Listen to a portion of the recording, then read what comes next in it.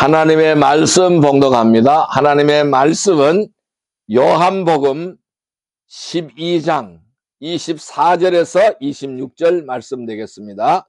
요한복음 12장 24절에서 26절 말씀 되겠습니다. 신약성경 168페이지입니다. 요한복음 12장 24절에서 26절 말씀 우리 같이 합독합니다.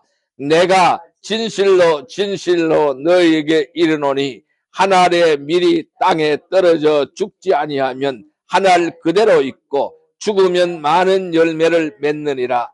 자기의 생명을 살아가는 자는 잃어버릴 것이요 이 세상에서 자기의 생명을 미워하는 자는 영생하도록 보전하리라. 사람이 나를 섬기려면 나를 따르라. 나 있는 곳에 나를 섬기는 자도 거기 있으리니 사람이 나를 섬기면 내 아버지께서 그를 귀히 여기시리라. 아멘. 할렐루야. 오늘도 주님이 함께 동행하십니다. 오늘 하나님께서는 요한복음 12장 24절에서 26절의 말씀을 우리에게 허락해 주셨습니다. 오늘 같이 은혜 받고자 하는 말씀은 고난을 통한 영광이라는 제목으로 은혜를 나누고자 합니다. 여러분, 이 사순절은 주님의 고난을 깊이 묵상하고 우리의 삶을 돌아보는 절기가 사순절 기간입니다. 우리는 이 시기에 우리는 예수님의 십자가의 길을 따라가야 됩니다. 그리고 그 고난 속에 담겨 있는 하나님의 뜻을 배워야 할 것입니다. 이 오늘 본문의 말씀인 요한복음 12장 24절에서 26절의 말씀에서 예수님은 이렇게 말씀하십니다. 한 알의 밀이 땅에 떨어져 죽지 아니하면은 그대로 있고 죽으면은 많은 열매를 맺느니라 라고 말씀하시고 있습니다. 여러분, 당시에 이 유대인들은 메시아가 오면은 그들이 고대하고 고대하던 이 메시아가 오면은 정치적 권세와 영광을 누릴 것이라고 기대하였습니다. 노바의 압제에서 해방이 되어서 그 정치적인 권세와 영광을 누릴 것이라고 기대했습니다. 그러나 예수님은 오히려 죽음을 통해서 생명이 열린다고 말씀하시는 거예요. 고난을 통해서 영광이 드러난다라는 역설적인 진리를 선포하고 있는 것을 볼 수가 있습니다. 밀알은 땅에 떨어져서 죽을 때에 모든 곡식이 똑같아요. 땅에 떨어져서 죽을 때에 비로소 어떻게 됩니까? 싹을 틔우는 거예요. 그리고 싹이 나서 많은 열매를 맺게 되는 것이죠. 예수님은 이 싹의 비유를 통해서, 그 밀알의 비유를 통해서 자신의 죽음을 설명하는 거예요. 이 자신의 죽음을 이 밀알의 비유로 설명을 하면서 십자가의 고난이 인류 구원의 길을 열 것이라는 것을, 그 사실을 당당하게 밝히고 있는 말씀이라고 설명할 수가 있습니다. 또한 이 말씀은 단순하게 단지 예수님의 죽음만을 의미하는 것이 아닙니다. 그분을 따르는 성도들의 삶에도 동일하게 적용되는 원리라는 것을 설명하고 있습니다. 자기 생명을 붙들고자 하면은 결과적으로는 잃어버리게 되지만은 주님을 위해서 자신을 내어줄 때에 오히려 영원한 생명을 얻게 된다는 그 역설적인 진리를 선포하는 것입니다. 그렇습니다. 오늘 우리는 이 말씀을 통해서 성도의 희생과 헌신이 어떻게 공동체와 세상에 생명을 가져오는지, 그리고 그 길이 어떻게 하나님의 영광을 드러내는지를 살펴보고자 합니다. 그렇다면은 세상과 공동체에 생명을 가져오는 길은 무엇일까요? 이 세상과 공동체에 생명을 가져오는 길은 어떤 길일까요? 첫 번째로 죽음을 통한 생명의 역사를 말씀하고 있습니다. 따라 해볼까요? 죽음을 통한 생명의 역사. 죽음을 통한 생명의 역사. 예, 죽음을 통한 생명의 역사라는 것입니다. 오늘 본문 말씀인 24절 말씀을 다시 한번 읽어봅니다.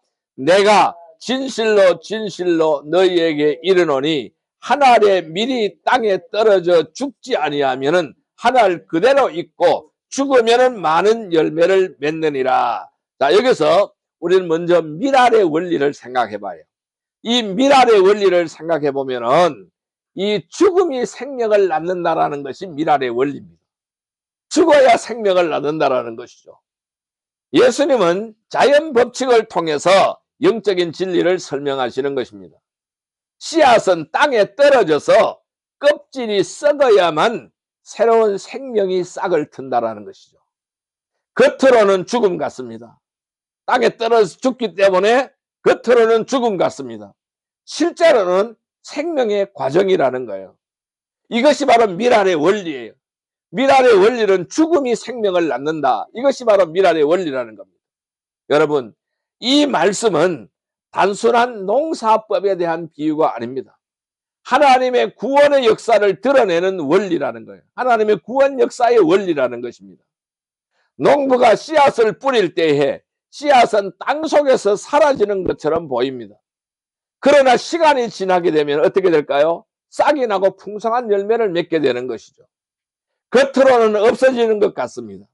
사실은 더 큰 풍성한 생명을 준비하는 과정이 되어진다라는 것입니다. 예수님의 죽음을 살펴볼까요? 이 예수님의 죽음은 인류 구원의 열매가 된다라는 것입니다. 예수님의 죽음은 인류 구원의 열매인 거예요. 예수님의 십자가의 죽음은 단순한 비극이 아닌 것입니다. 인류 구원의 열매를 맺는 사건이었습니다. 그러니까 실패자의 죽은 것이 보이지만은 아니라는 것입니다. 그러니까 단순한 비극이 아니라는 것입니다. 신성 모독죄로 죽었지만은 그 십자가의 죽음은 단순한 비극이 아니라는 것입니다. 인류의 구원의 열매를 맺는 사건이라는 것입니다. 그 예수 그리스도의 죽음을 통해서 죄사함과 영생의 길이 열려버린 것입니다. 하나의 밀알이 죽어서 많은 열매를 맺는 것과 마찬가지로 예수님의 희생은 수많은 영혼을 구원으로 이끌었다라는 것입니다. 그렇다면은 십자가는 패배일까요? 십자가는 승리일까요? 십자가는 승리인 것입니다. 패배가 아닌 것입니다. 부활과 영생을 준비하는 승리의 길이었다라는 것입니다.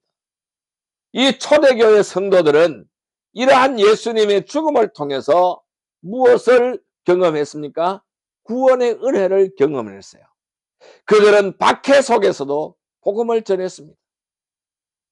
말할 수 없는 박해 속에서도 죽음 앞에서도 복음을 전했습니다. 그 결과로 교회는 더욱더 확장되어 나갔습니다. 그래서 예루살렘을 벗어나서 전 세계로 복음이 뻗어나가기 시작했던 것입니다. 이것이 바로 뭘까요? 예수님의 죽음이 열매를 맺은 것입니다. 성도들의 고난과 핍박과 죽음이, 순교가 바로 이 열매를 맺은 것입니다. 그렇다면 성도의 삶을 한번 돌아볼까요? 이 성도의 삶은 어떤 삶이어야 되느냐를 우리에게 가르쳐주고 있어요. 자아의 죽음과 자기 부인이 필요하다는 사실을 우리에게 말해주고 있습니다. 성도의 삶에서도 이 죽음이 필요한 거예요. 밀알이 떨어져 죽듯이, 예수님이 십자가에 처형되어 죽듯이 이 성도의 삶에서도 죽음이 필요하다라는 것입니다. 여기서의 죽음은 무엇을 말할까요? 자아의 죽음을 말하는 것입니다. 내 자신이 죽어야 된다는 것을 말씀하고 있는 것입니다. 즉 자기 부인의 삶을 의미하고 있다는 것입니다. 나의 욕심과 나의 교만을 내려놓을 때에 공동체와 세상에 생명이 흘러간다는 것입니다. 이것이 바로 자기 부인이에요. 자아의 죽음과 자기 부인이라고 할 수가 있습니다. 그래서 고린도전서 15장 31절에 보면은 바울은 이렇게 고백합니다. 나는 날마다 죽노라. 나는 날마다 죽노라고 고백합니다. 고린도전서 15장 31절의 말씀입니다. 이 말씀은요, 이 고린도가 바로 바울의 고백이 날마다 죽는다라는 고백이 바로 자기 부인이라는 거예요. 이 자기 부인의 삶을 매일같이 살았다라는 것을 자기가 고백하고 있는 거예요. 자, 그렇다면은 성도의 삶은 자기 희생을 통해서 다른 사람을 살리는 삶이어야 한다라는 것입니다. 이것이 바로 성도의 삶이 되어야 한다라는 것이죠. 한 성도가 자신의 시간을 내어서 교회 봉사에 헌신했습니다. 그 작은 희생이 다른 성도들에게 힘이 되고 공동체를 세우는 열매를 맺게 된다라는 것입니다. 그렇다면은 이것이 바로 뭘까요?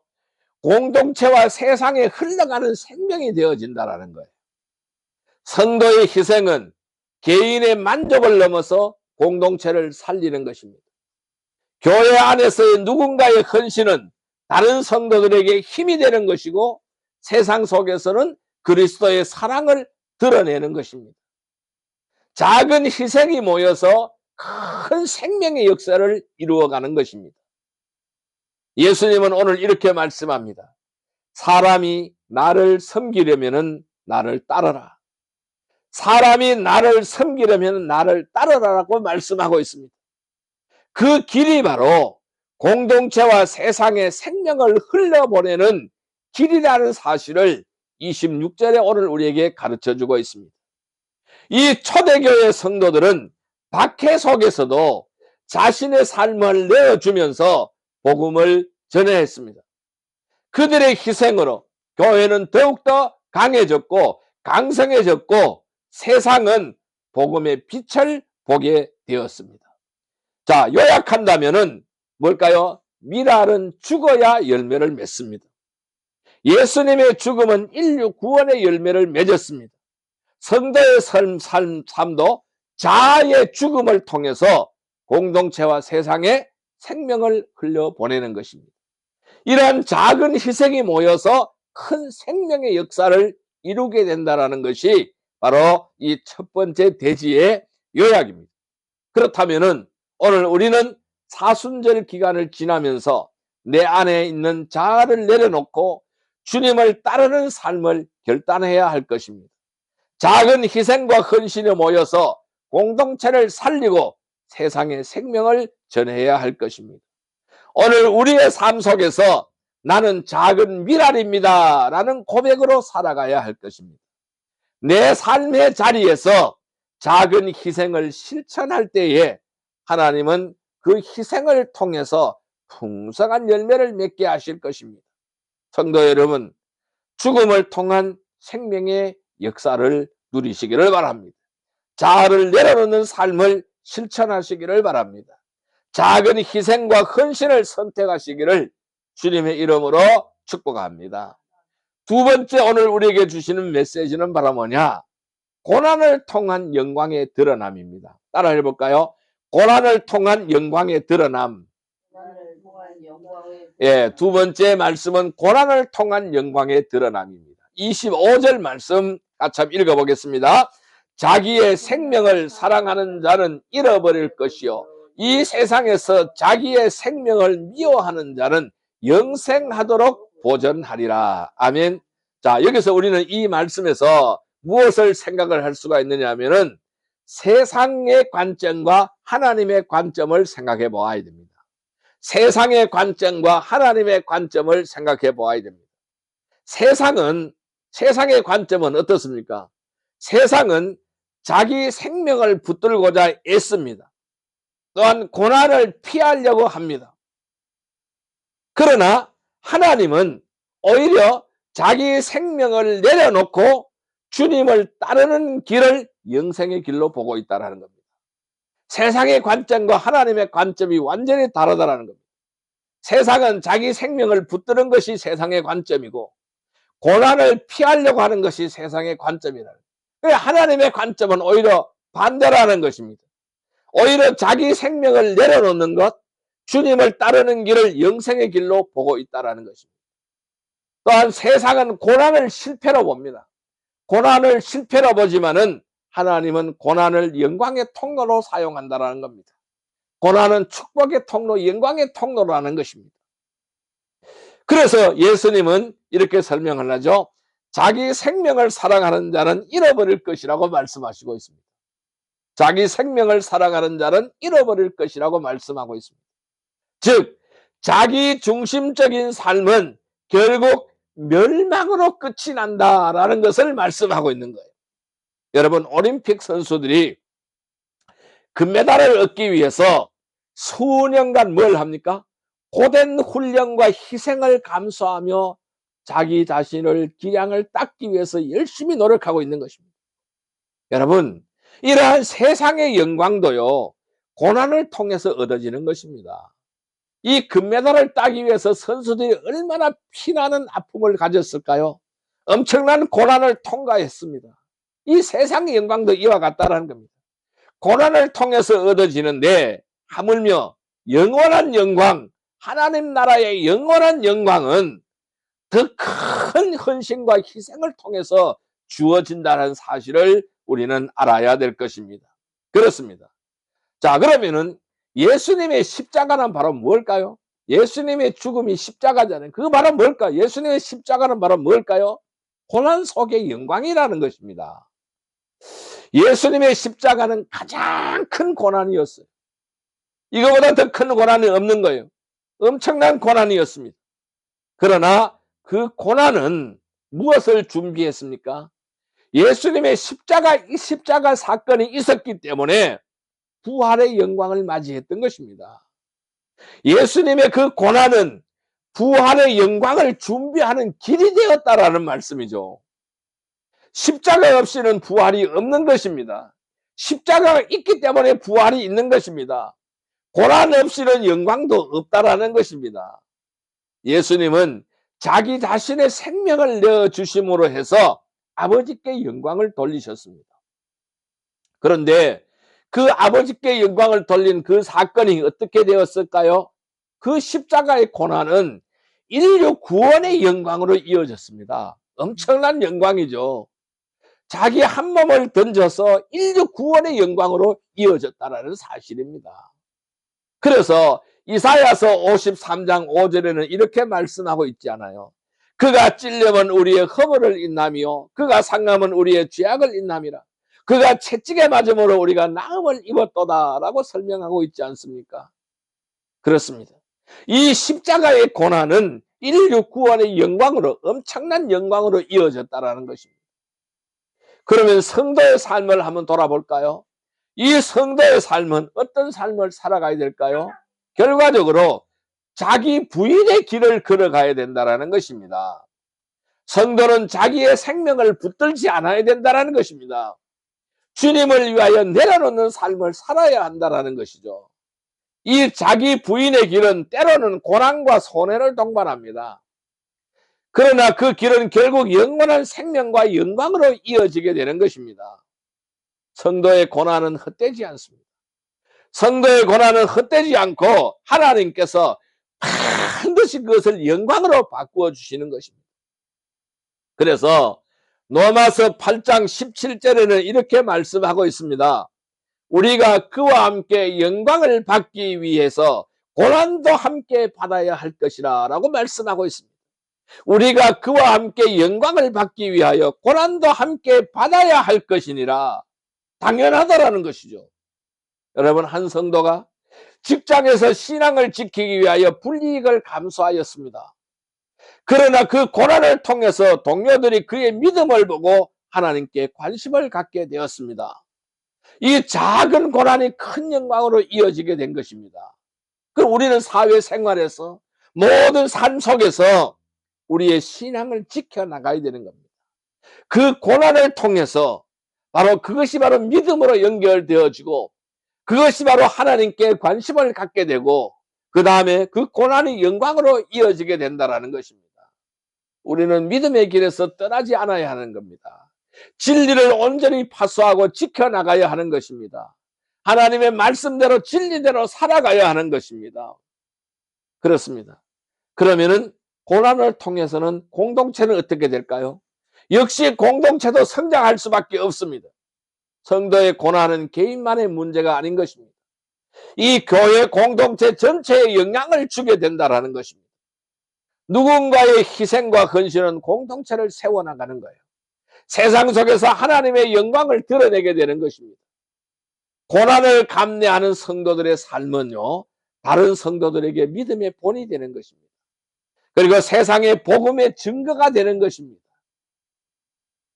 초대교회는 박해 속에서 더욱 강해졌습니다. 우리의 믿음은 박해를 받을 때 더욱 강해지는 것입니다. 그들의 고난은 세상의 복음을 전하는 힘이 되었던 것입니다. 마태복음 5장 11절 12절 말씀에 보면은 너희가 나로 말미암아 욕을 당하고 핍박을 받을 때에는 복이 있다라고 말씀했어요. 하늘에서 너희 상이 크다라고 설명하고 있어요. 요약을 한다면은 세상은 고난을 실패로 봅니다. 세상은 고난을 실패로 보지만은 하나님은 고난을 영광의 통로로 사용하시는 줄 믿습니다. 예수님의 십자가는 고난이었지만은 동시에 부활의 영광을 준비하는 길이었다는 사실을 기억하시길 바랍니다. 성도의 삶도 자기 부인의 길을 걸을 때 고난을 통해서 영광을 경험을 하게 되는 것입니다. 공동체는 성도의 고난과 희생을 통해서 더욱더 강력해지는 거예요. 강해지는 거예요. 세상은 그 속에서 하나님의 영광을 보게 되어지는 것입니다. 우리는 어떻게 해야 될까요?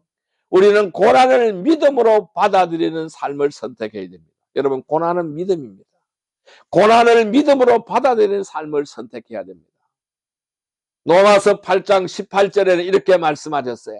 현재의 고난은 장차 나타날 하나님의 영광과 비교할 수 없다고 말씀했습니다. 우리의 고난은 하나님께서 반드시 영광으로 바꾸어 주신다는 사실을 기억하세요. 그래서 내 삶의 자리에서 주님을 위하여 감내하는 작은 고난이 공동체를 세우고 세상에 복음을 전하는 통로가 되는 것입니다.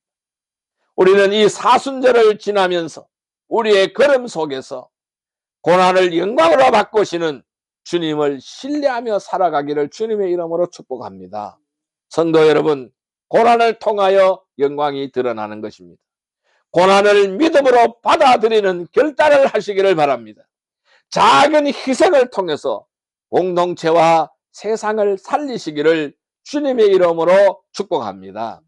세 번째로 우리에게 주는 메시지는 바로 뭐냐 하면은 희생과 헌신을 통한 공동체의 생명이라는 것입니다. 따라할까요? 희생과 헌신을 통한 공동체의 생명. 예.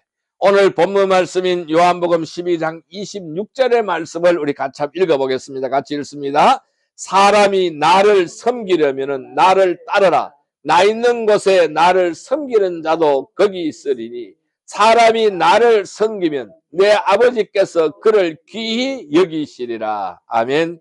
자, 여러분, 주님을 따르는 것이 뭐라고 설명하고 있어요?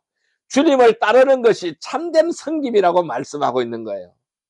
예수님은 단순히 입술로 섬기는 것이 아닙니다. 실제의 삶에서 주님의 길을 따르는 것이 참된 섬김이라고 설명하고 있는 거예요. 사람이 나를 섬기려면 나를 따르라. 오늘 분명하게 말씀하고 있습니다. 이 말씀은 곧 희생과 헌신의 길을 의미하는 것입니다. 희생과 헌신의 길을 따르는 것이 바로 뭘까요? 주님을 섬기는 것이라는 것을 설명하는 것입니다. 그러면 주님을 따르는 삶, 주님을 섬기는 삶은 편안함을 추구하는 길이 아니라는 것입니다.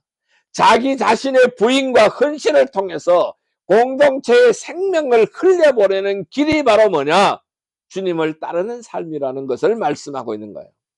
여러분, 한 선교사가 자신의 안락함을 포기하고 오지 마을로 들어가서 복음을 전했습니다. 그의 헌신으로 말미암아서 그 마을에 교회가 세워지고 많은 사람들의 생명을 얻었습니다. 여러분, 우리나라에 들어왔던 선교사 중에 토마스라는 선교사가 있습니다. 토마스라는 선교사는 평양으로 들어왔습니다. 평양으로 들어왔는데 평양에서 들어오자마자 체포가 됐어요. 그래서 들어오자 대동강 강변에서 순교를 당했어요. 목이 쳐 달아났어요. 순교를 당했어요. 아무것도 한 일이 없습니다. 들어오자마자 잡혀서 순교를 당한 것입니다. 그런데 그가 한 일은 단 한 가지였어요. 그가 가지고 왔던 성경책을 거기에 모였던 사람에게 던졌습니다. 그래서 그 성경책을 주워간 사람이 그 성경책을 읽고 무엇이 됐어요? 기독교인이 되었어요. 그 성경책을 준 한 사람은 예수 그리스도를 알고 예수 그리스도를 믿고 자기의 집을 내어놓았어요. 자기의 집을 교회로 쓰게 되었습니다. 그 교회가 바로 뭐냐 하면은 평양의 그 유명한 교회, 바로 장대현 교회였습니다. 장대현 교회가 그렇게 세워졌습니다. 그 사람이 집을 자기 교회로 내어놨던 것입니다. 그래서 거기에 교회가 세워진 것이 장대현 교회였어요. 이 장대현 교회는 우리 평양 대부흥운동의 산실이었습니다. 기독교 역사의 세계 기독교 교회사에 전후무한 부흥을 일으켰던 평양 대부흥운동의 산실이 되었던 교회가 장대현 교회였습니다. 그리고 또 한 사람은 그 장대현 교회의 영수가 되었습니다. 그 성경을 주워서 읽었던 사람, 그 또 한 사람은 장대현 교회의 영수가 되었어요. 장대현 교회 영수라면 장로를 말하는 거예요. 장로가 되었다라는 말씀입니다. 이 장대현 교회는 평양 대부흥운동의 산실이 되었습니다.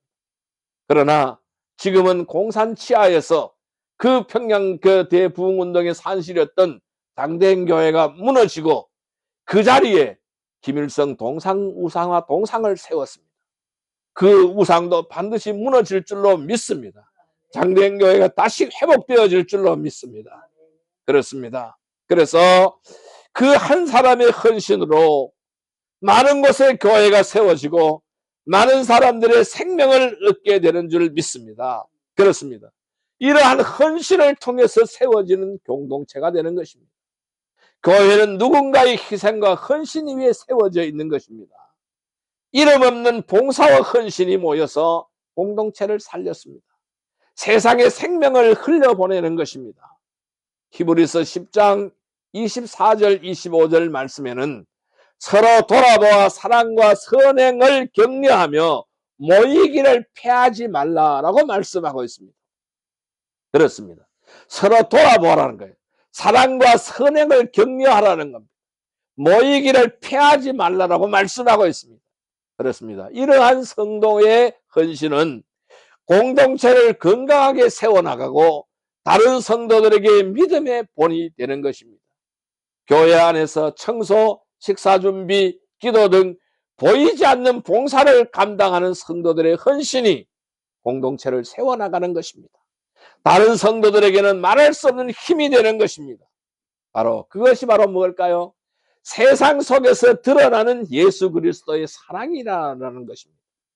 성도의 희생은 교회 안에만 머무르지 않습니다. 세상 속에서 그리스도의 사랑을 선포하고 사랑을 드러내는 것입니다. 요한복음 13장 35절에는 이렇게 말씀하고 있습니다. 너희가 서로 사랑하면 이로써 모든 사람이 너희가 내 제자인 줄 알리라. 예수님께서 하신 말씀입니다. 너희가 서로 사랑하면은 모든 사람이 너희가 내 제자인 줄 알리라라고 말씀했어요. 그렇다면 세상은 성도의 헌신을 통해서 그리스도의 사랑을 본다라는 거예요. 그리고 복음을 경험을 한다라는 겁니다. 우리가 무엇으로 증거해야 될까요? 무엇으로 복음을 증거해야 될까요? 사랑을 통해서 증거해야 되는 것입니다. 그 세상은 그 성도의 헌신을 보고 그리스도의 사랑을 보는 것입니다. 그리고 그 안에서 복음을 경험을 하게 되어진다라는 것입니다. 이것이 바로 복음의 확장이라고 할 수가 있습니다. 우리의 작은 헌신이 세상 속에서 하나님의 나라를 확장시켜 나가는 도구가 되는 것이죠. 한 성도가 지역사회에서 어려운 이웃을 위하여 꾸준히 봉사했습니다. 그 헌신을 통해서 이웃들이 교회와 하나님께 마음을 열게 되었다라는 것이죠. 이렇게 해서 복음을 확장되어 나가는 것입니다. 자, 이러한 역할을 감당할 때에 하나님은 인정하게 되는 것입니다. 그리고 영광을 우리에게 허락하시는 것입니다. 예수님은 사람이 나를 섬기면은 뭐라고 말씀했어요? 오늘 26절 말씀에 내 아버지께서 그를 귀히 여기시리라. 내 아버지께서 그를 귀히 여기시리라고 말씀하셨습니다.